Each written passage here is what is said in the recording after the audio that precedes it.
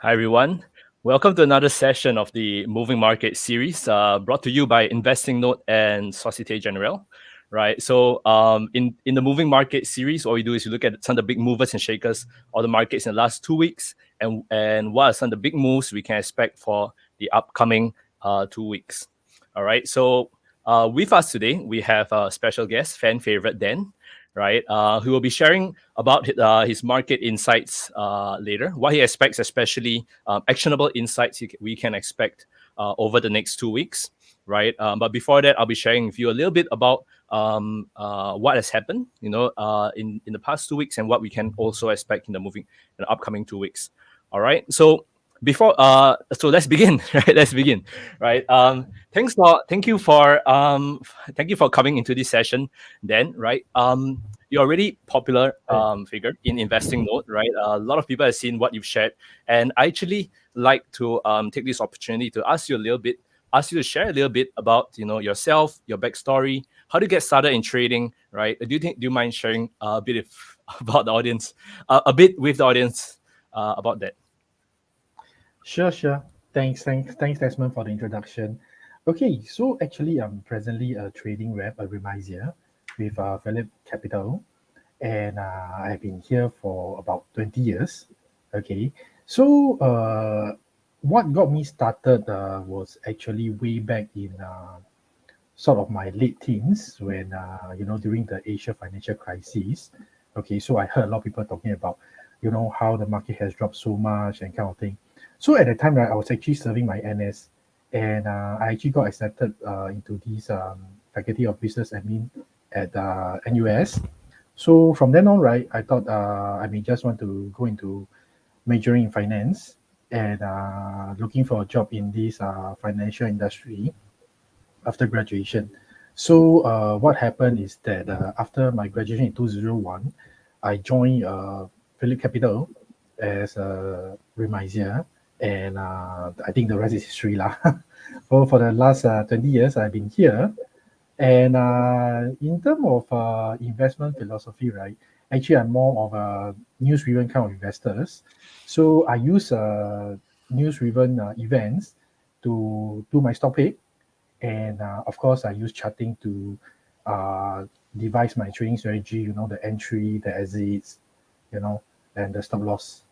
Yeah, so that is basically my career path. Like, it's quite boring. Like, it's just, from start to end, it's just really security. Yeah. All right. Thanks for sharing with us. I like that you have a good blend of both using not only news, right? So the fundamentals, right? But you also can blend it very nicely with technicals, right? Thank So you. that's the actionable part, right? I think you put them both together very well. Thanks. All right, and we're looking forward to how you can share a little bit more about that in your session later, right? Sure. But moving on. So moving on to the next part of our series, right? Today I'll be sharing with you guys, right, as our the moving market series, right? What we do is held every 2 weeks, right? Every 2 weeks we look at we try our best to look at some of the more higher probability kind of moves that might work out well, right? And sometimes it works, sometimes it doesn't, right? To begin with, we'll be reviewing some of the calls we made last week on DBS and Tencent. Okay. So what I'm going to do now is I'm going to share my screen really quickly with you guys, right? So yeah. Okay. So this is my screen, right? So last week we had our guest, special guest Marcus, right? And we're calling, DBS was actually dropping pretty strongly, right? Was dropping pretty strongly, and we actually called for a bounce of DBS above the 30, 31, 32 area, right? Because we're expecting a pretty nice channel, right? So that was one of the key moves we were calling last week. Thankfully, you can see how it worked out pretty nicely, right? DBS it tested almost broke, kind of broke the channel a bit, right? But then it rebounds up to the 34, 35 level we forecasted it to bounce up to, right? Then the next key move that we're looking at, right? Next key move that we're looking at is, of course, Tencent, right? Continuing its drop. Okay, yeah, we are calling for a drop below the 420 level for it to drop all the way down to the next support, which is about the 300 level, right? So we can see how Tencent actually did drop as forecasted all the way down to the 300 level, and then since then it bounced up. So when it comes to analysis, when it comes to trading, right, what I want to always emphasize with people is that it's not only about your entry. It's about your entry. It's about your target. When like what Dan shared. At what level do you call a stop? Right? Do you get out of your trade, and at what level do you bank your profits? Right. So in this example is one of the ways how if you're playing this move, especially the DLC equivalent, right, you'll be able to make a pretty healthy profit in this sense. All right, we'll be looking at a couple of the higher probability setups today, right? So a little bit of background on me and my company, Everest Fortune Group. We run the investment research departments of many of the world's largest brokers, whether it's IC Markets, XM, right? And we know we are finalists for the 2019, 2020, and 2021 Best FX and Best Equity Research, right? Today we'll be trying to share with you some of the knowledge on how we break down the key moves, right? 2 weeks later, right? 2 weeks later, I hope that some of the moves will work out well, right? But as you know, in trading, it's rare that you get 100% hit rate, right? It's good that we got off to a pretty good start, right?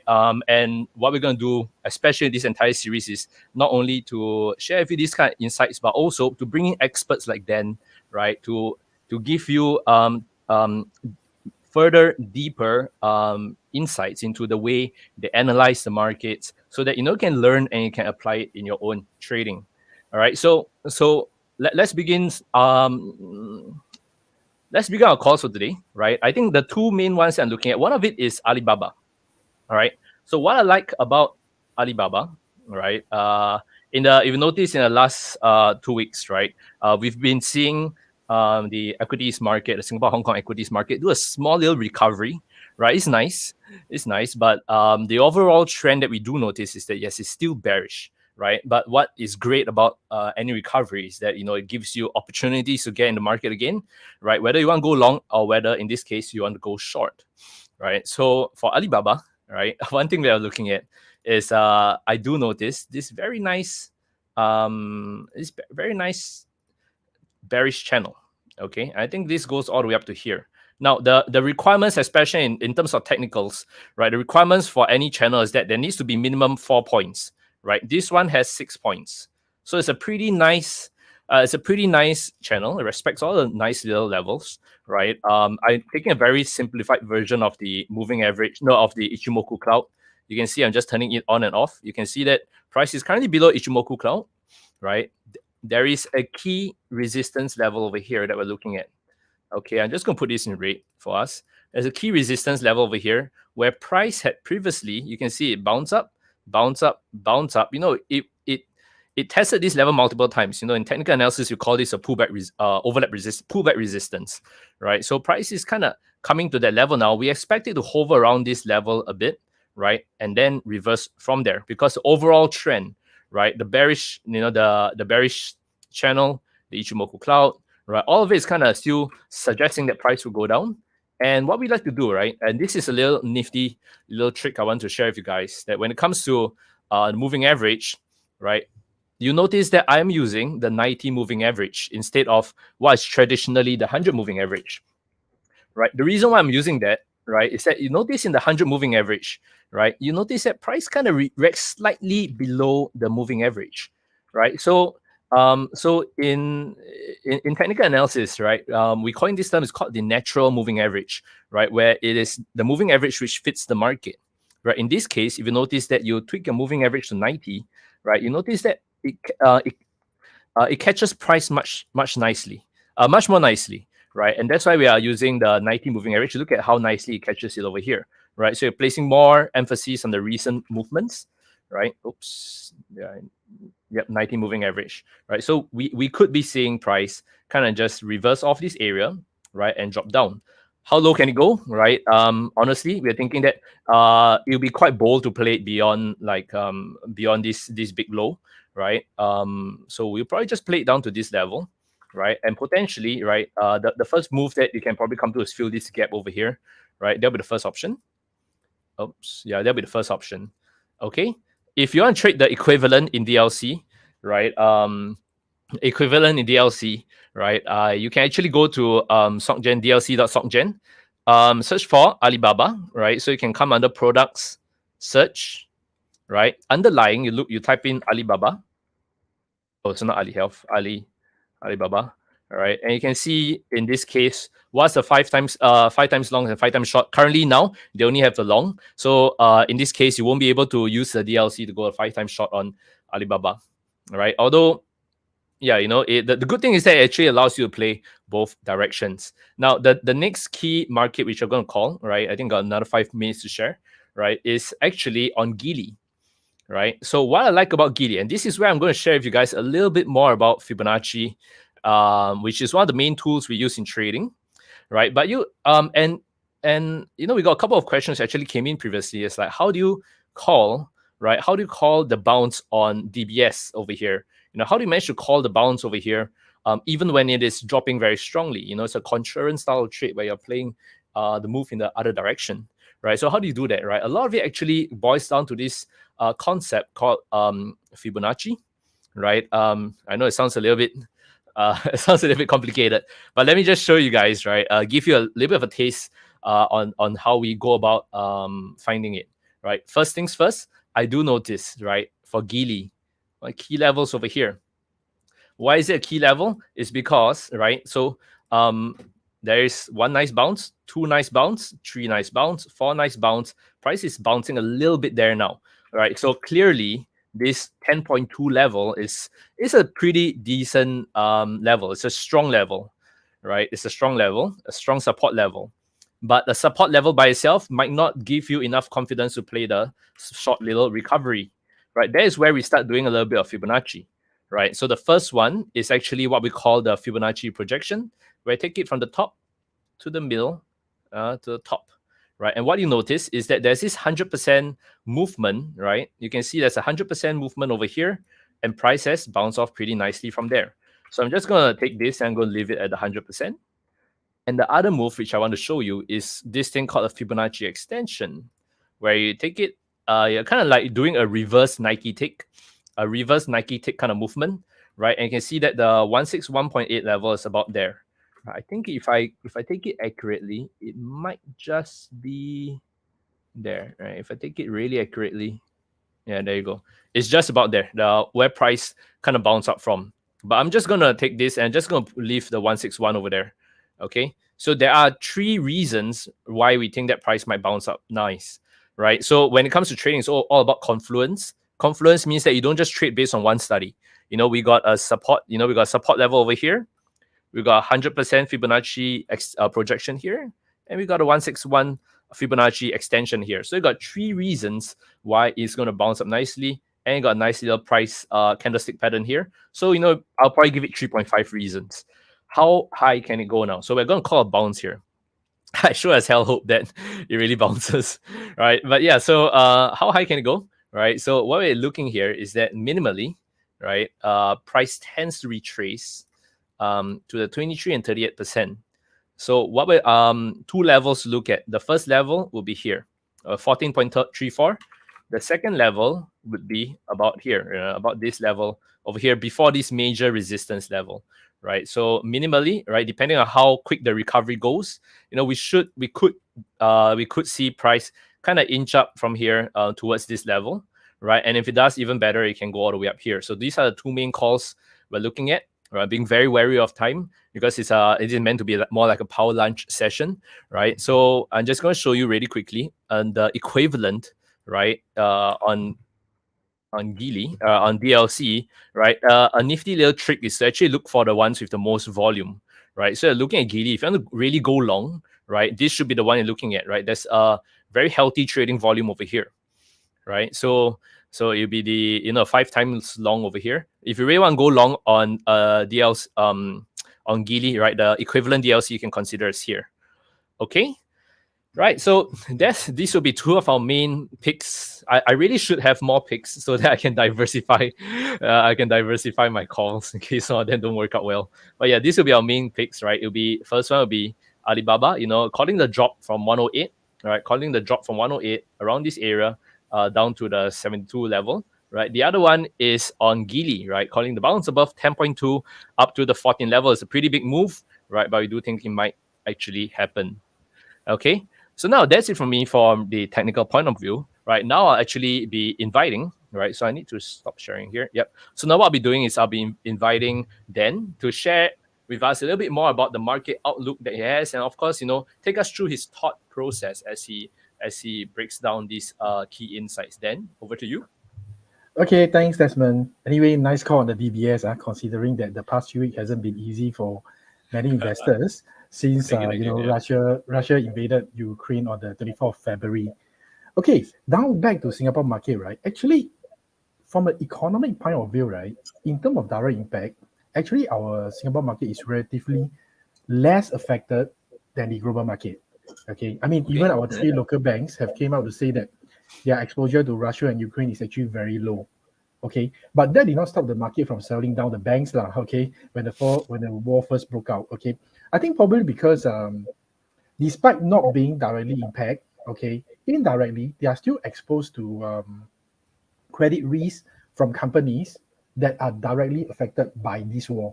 Okay, so what happened next was that when the first peace talk was initiated about, I think 2 weeks ago, we see a very strong rebound in the global markets.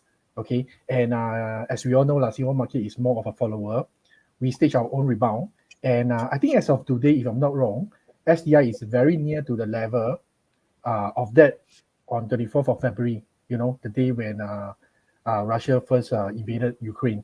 So what we are seeing on this SDI chart itself is actually a V-shaped recovery, which I think is very remarkable, considering that the war is still ongoing as we speak. Okay, sector-wise, right? REITs are actually holding out quite well in Singapore. I think probably because they are defensive in nature, and in time of crisis, investors tend to look to use for safety. Okay. As for aviation and transport sector, I mean counters like SIA and ComfortDelGro, they are initially hit by these geopolitical conflict. Okay, mainly because rising oil price. Oil price being a very big component of their cost.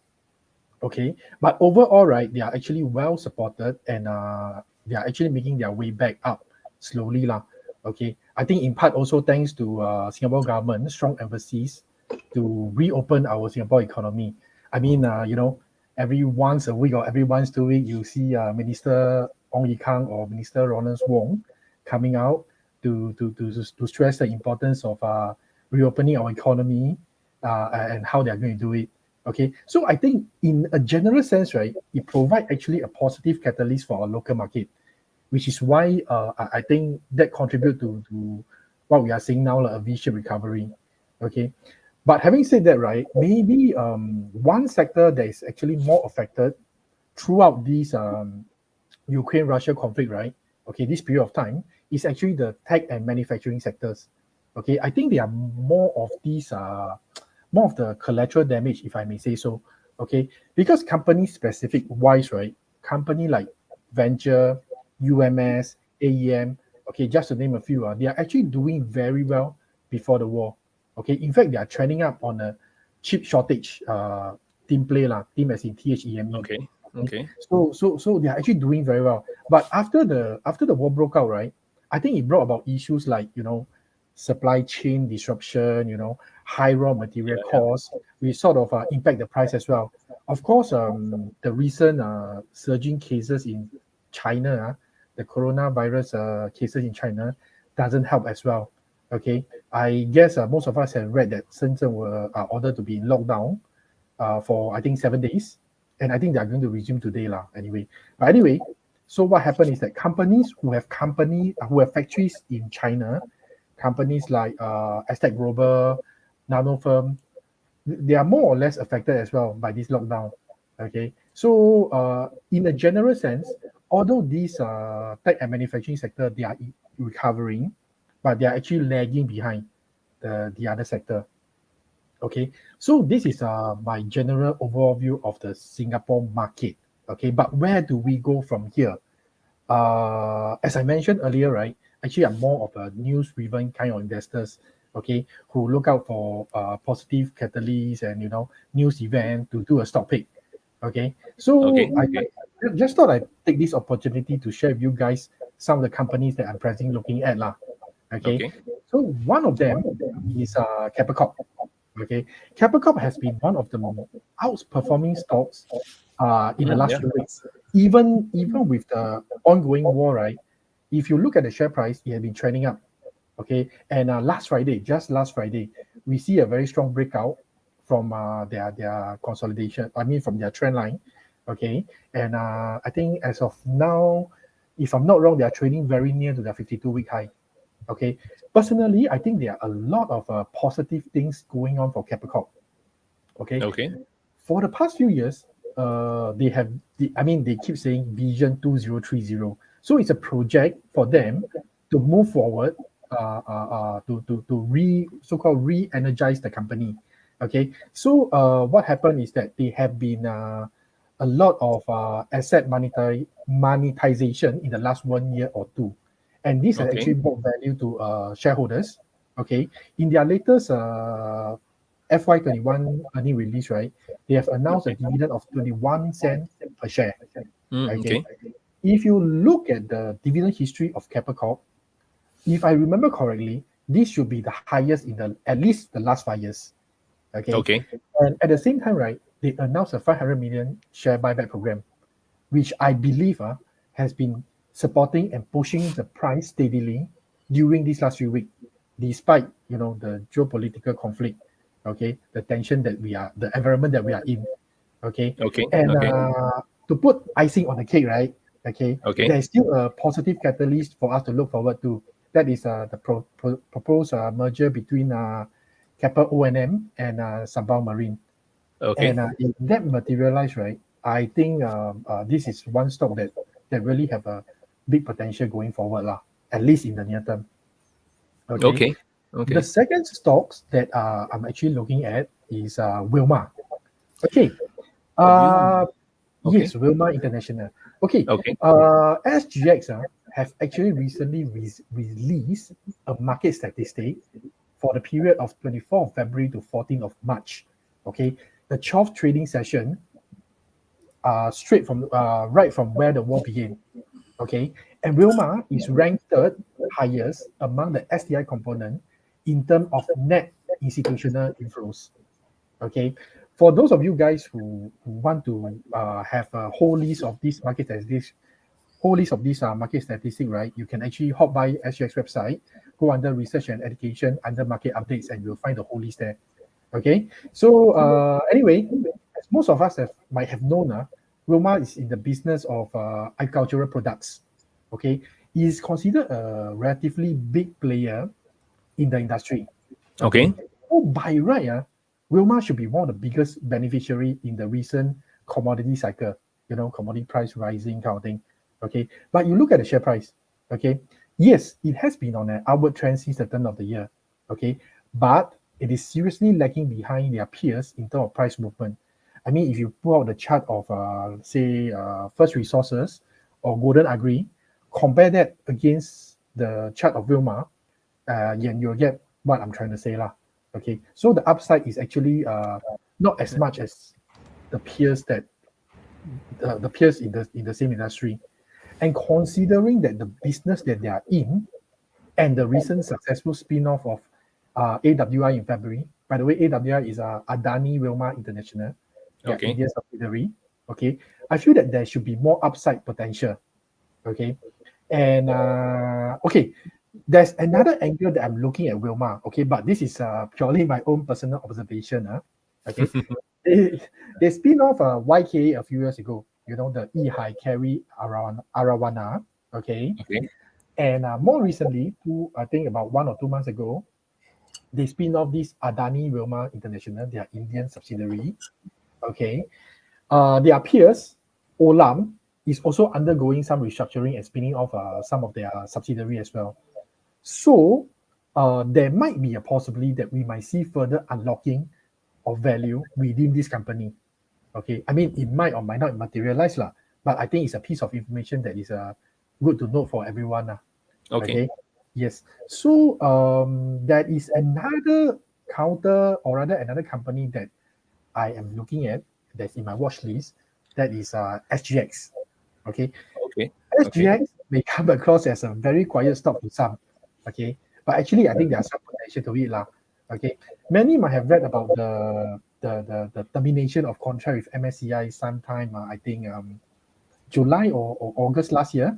And that Okay. have actually saw SGX price dropping from a $12 plus to all the way $9 plus. So that's about what, 25%, or yeah, 25% drop. Okay, before consolidating at around $9 to $10. Okay, but you see, because of this price action, right?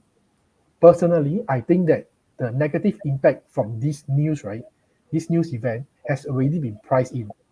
Okay, going forward, there are actually quite a bit of information that we can extract from its latest earning release. Okay, okay. While the latest result, right, is only decent at best, I think we can derive some positive in it, lah. Okay. Firstly, we are starting to see contribution from its newly acquired company, BitFX and Scientific Beta. Okay, Okay. guys, I want to note that this contribution from this segment, right, is very important. Okay, because it add more revenue stream to SGX. Why is it so important? Okay, let me sidetrack a bit. Just now I mentioned about the termination of contract with MSCI, right? Mm-hmm. Actually, what happened next was that MSCI, within a few weeks, have formed an agreement with Hong Kong Stock Exchange to launch some products. Okay, among them is a product that is very similar to SGX champion product, China A50.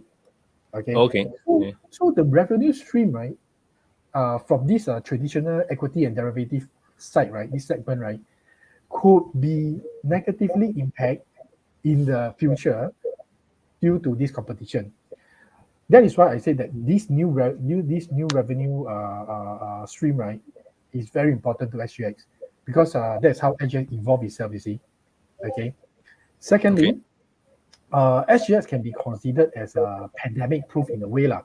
Okay, just look at the traded volume when COVID-19 pandemic was at its peak, in 2020, 2021, because Yeah. as you might have known, Desmond, as a broker, right, I'm always on the market every day, so I'm always on the ground. Okay, Okay. so Yeah. during this period, right, we actually saw a lot of volume picking up. Okay, and we are seeing more account opening. I think it's published in the news. Okay, we are seeing a lot of account opening, and many inactive investors are actually coming back into the market to pick up heavily bettered stocks like the banks, the capital land, all the big caps, the city development kind of thing. Okay, so Okay. in a way, despite competition, right, competition aside, right, this traditional equity revenue can still be considered quite resilient, okay, even in time of crisis. Okay, so that will limit the downside of the whole company in terms of share price. Okay, Okay. and lastly, I think apart from the bank, right, SGX could be another beneficiary of these higher interest rate. Okay, as we all know, this year and probably next year, we are moving into a rate hike environment. Okay, okay.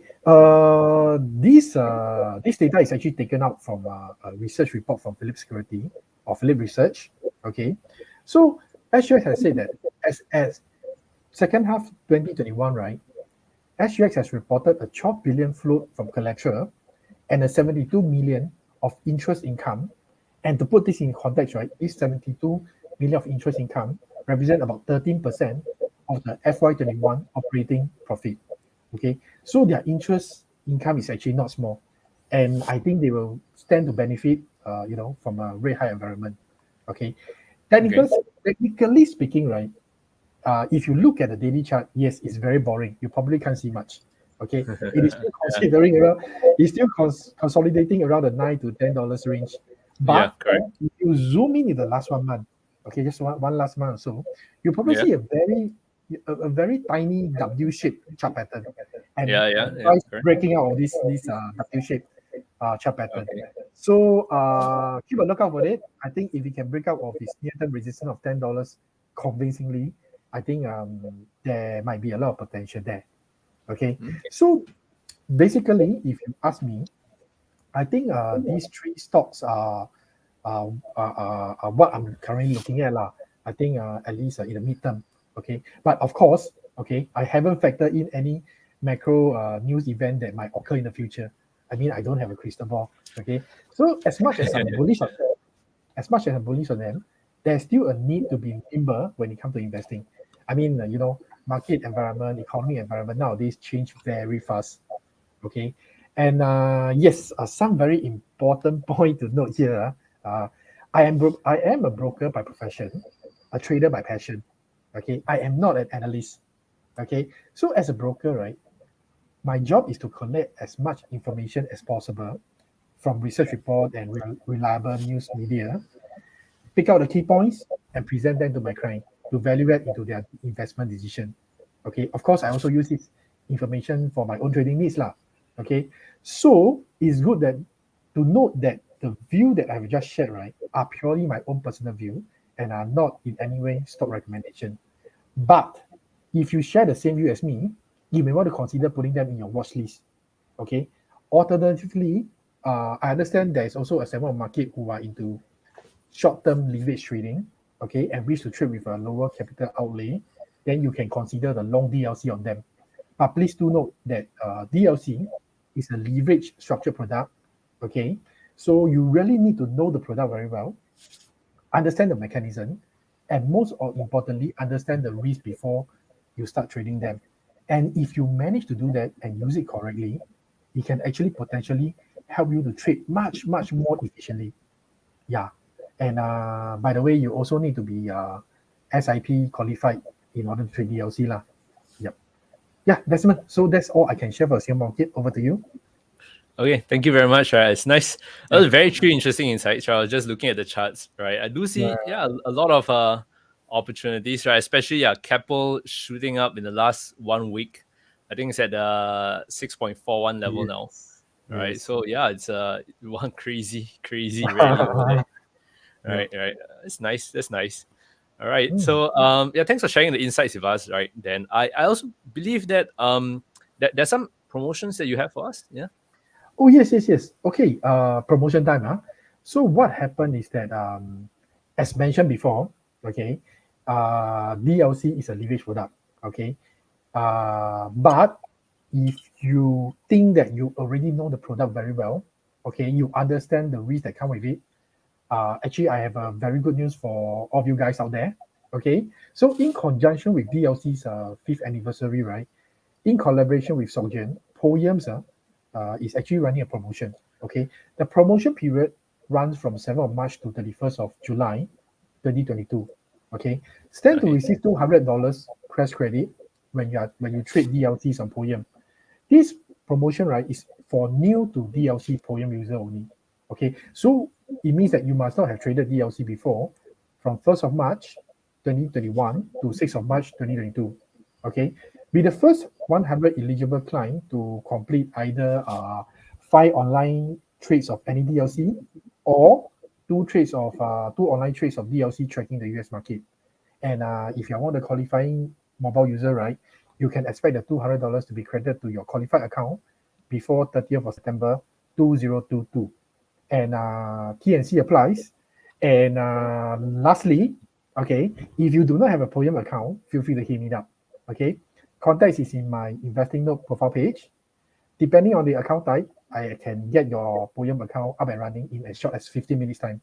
Okay, Wow. so yes, 15 minutes. 15 minutes all we need. Okay, so feel free to contact me if you wish to discuss any market insight or if you want to know how to use DLC correctly and efficiently. Yeah, thanks. Thanks a lot, Dan. And for those of you guys watching, right, can do us a favor, right? If you found this moving market series useful, just help us like this video, subscribe to the Investing Note YouTube channel, like this video. Yeah, help with the YouTube algorithms a bit more, right? And what I want to encourage you guys to do is that we come towards the end of our moving market series, right? It's a fortnightly, so once every 2 weeks, power lunch kind of session where we bring on we not only share with you the market outlooks that we expect, right? And we always focus on the key thing here, actionable market outlooks, so stuff that you after you listen to, be like, all right, I'm going to do something with Vilma. I'm going to do something with Keppel, right? It gives you, is not just news reading, right? It's going to be actionable insights, right? And that's Yes. why we bring in the experts like Dan into here, Thank right, you. to really share that with you, right? And please tune in again 2 weeks from now, right? 2 weeks from now, we'll bring on another expert, right, to share his insights into how where I think the markets are heading, right? And let's hope that some of the calls I made, right, would turn out well. Otherwise, I would conveniently just skip them, maybe, right? But yeah, it's exciting times here, especially in this moving market series. Thank you very much for staying throughout this series. Thank you so much, Dan, for coming and Yep. gracing us with your presence and the insights that you have, right? And on behalf of the audience, Yeah. I also like thank you, for this really, really useful. I think in the short session you shared with me here, I think it's enough insights I have for to trade for the whole week. Thank you Yeah. so much, Dan. Right. Thank you, Desmond, for having me on the show. And thank you, everyone, for watching. And I look forward to more technical ideas from you, Desmond, in 2 weeks' time. Yeah. All right. All right. It's just hope depends Uh, whether this one works out well first. All right. yeah. Okay. Thank you so much, guys. Right. Okay. And that's Thank it for you. today. Thank you. See you guys. Bye bye. Okay. See you. Bye bye.